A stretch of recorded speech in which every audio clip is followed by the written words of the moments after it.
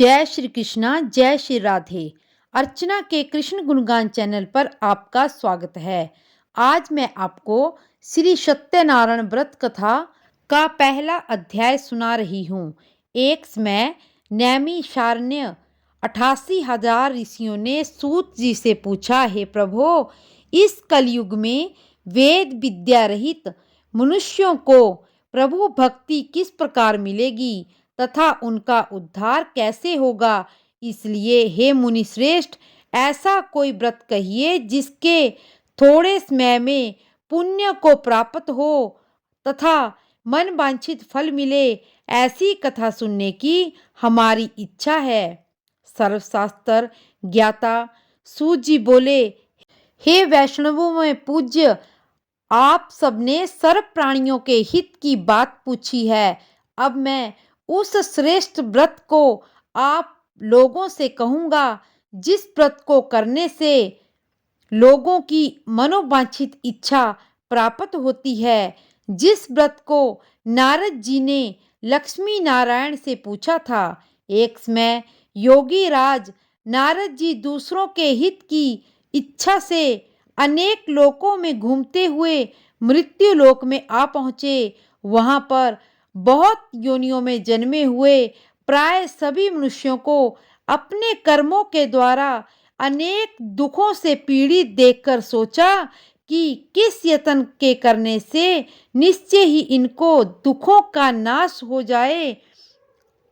नारद ऐसा मन में सोचकर विष्णु लोक को गए और वहां श्वेत वर्ण और 4 भुजाओं वाले देवों के ईश नारायण को, जिनके हाथों में शंख चक्र गदा पद्म थे तथा वरमाला पहने हुए थे, देखकर स्तुति करने लगे।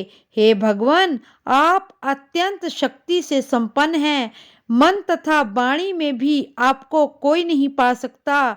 आपका यदि मध्य और अंत नहीं है, निर्गुण स्वरूप सृष्टि के कारण भूत व भक्तों के दुखों को नष्ट करने वाले हो। आपको मेरा नमस्कार है। नारद जी के इस प्रकार स्तुति सुनकर विष्णु भगवान बोले, हे मुनि श्रेष्ठ, आपके मन में क्या है? आप यहाँ किस काम के लिए आए हो? निसंकोच कहो। तब नारद जी बोले, हे प्रभो, मृत्यु लोक में सब मनुष्यों को अनेक योनियों में पैदा हुए हैं। उन्हें अपने कर्मों के कारण अनेक प्रकार के दुखों का सामना करना पड़ रहा है। हे नाथ, मुझ पर दया रखते हो तो बतलाइए कि उन मनुष्यों को कैसे इन दुखों से मुक्ति मिलेगी। श्री भगवान जी बोले, हे नारद, मनुष्यों की भलाई के लिए तुमने बहुत अच्छी बात पूछी है।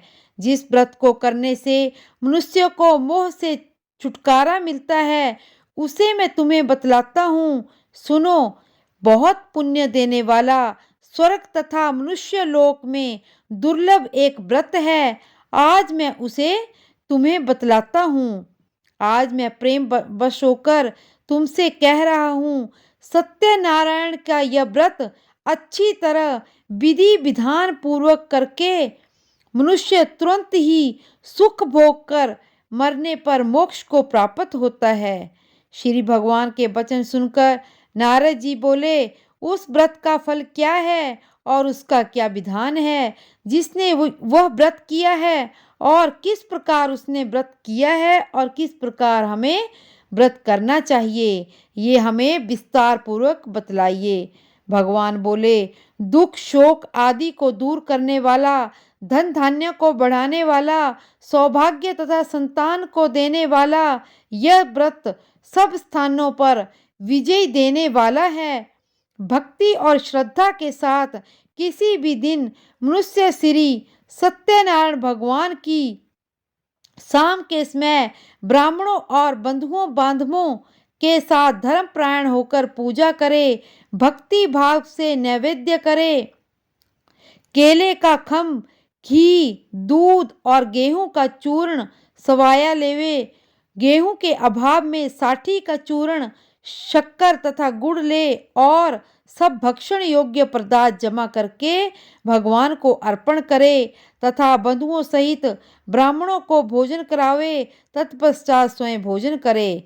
नृत्य गीत आदि का आचरण करते हुए सत्यनारायण भगवान का स्मरण करते हुए जीवन व्यतीत करे। इस तरह इस व्रत को करने से मनुष्य की इच्छा पूर्ण हो जाती है। विशेषकर कली काल में भूमि पर यही मोक्ष का सरल उपाय है। इति सत्यनारायण व्रत कथा प्रथम अध्याय संपूर्ण। इसी तरह सारे अध्याय सुनने के लिए मेरे चैनल को लाइक शेयर और सब्सक्राइब करें और कमेंट बॉक्स में जय श्री कृष्णा अवश्य लिखें। जय श्री कृष्णा, जय श्री राधे।